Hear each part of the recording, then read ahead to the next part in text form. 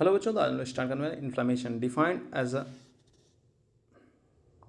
A response to the living tissue to the injury from any agent. मतलब कोई भी अगर जीवित टिश्यू है उसको किसी भी कोई भी बाहरी कारण से इंजरी होती है तो उसे कहते हैं इन्फ्लेमेशन कहते हैं।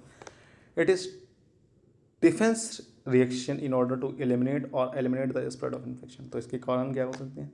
फिजिकल एजेंट, बायोलॉजिकल एजेंट और केमिकल एजेंट। फिजिकल में heat, cold, radiation, mechanical trauma, किसी वजह से बाहरी का आघात लगा।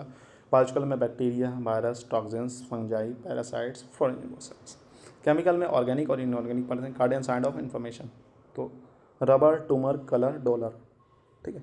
तो रेडनेस, स्वेलिंग, हीट, पेन और लॉस ऑफ फंक्शन, ठीक है। कार्डियल साइड ऑफ इन्फ्लेमेशन आपको लिखने ही पड़ेंगे पेपर में, उसका कोई भी कारण नहीं है। कॉजेज तो सबको याद है, लेकिन कार्डियल साइन जरूर लिखने पड़ेंगे, ठीक है।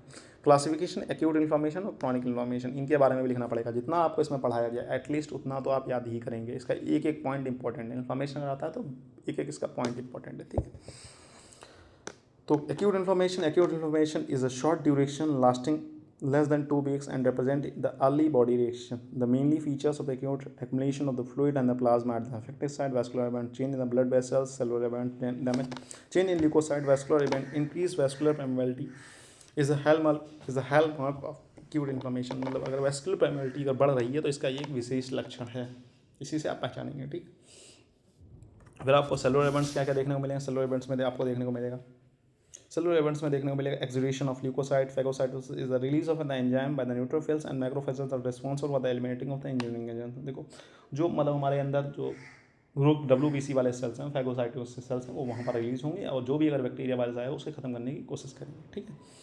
एक्यूट इन्फ्लेमेशन के 3 आउटकम्स हो सकते हैं। कंप्लीट रेजोल्यूशन, इसके 3 मतलब 3 भविष्य हो सकते हैं। ये तो कंप्लीट रेजोल्यूशन हो जाएगा, पूरी तरीके से उसे खत्म कर दिया, या फिर healing bye connective tissue replacement, मतलब उस चीज़ को मतलब उस घाव को भर दिया, ठीक है, लेकिन वहाँ पर कुछ ना कुछ उसका आंसर रह गया। और progression of the tissue and it's converted to chronic inflammation. हो सकता है कि अगर जो इन्फ्लामेशन हुआ है, हमारा जो शरीर है उस हिसाब से नहीं अभी है, उस हिसाब को नहीं सह पा रहा है, तो फिर वो आगे चल के क्रॉनिक इन्फ्लामेशन में चला जाएगा, ठीक है।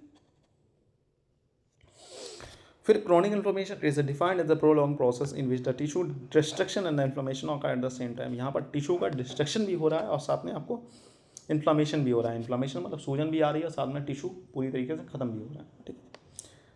सेम इसके टाइप्स हैं chronic non specific inflammation, chronic granulation inflammation, ठीक है। इनको इनके बारे में मैंने ज़्यादा डिटेल नहीं लिखा है। नॉर्मली आपके पॉइंट ऑफ व्यू से इतना ही लिख देंगे तो काफ़ी रहेगा, क्योंकि ये नॉर्मली अगर क्वेश्चन आएगा तो 5 नंबर में 5 नंबर में अगर आप इतना लिखेंगे तो 2 पन्ने हो जाएंगे, ठीक है बच्चों। फिर मिलते हैं नेक्स्ट लेक्चर में, तक हैव अ नाइस डे, पढ़ते रहें, मस्त रहें।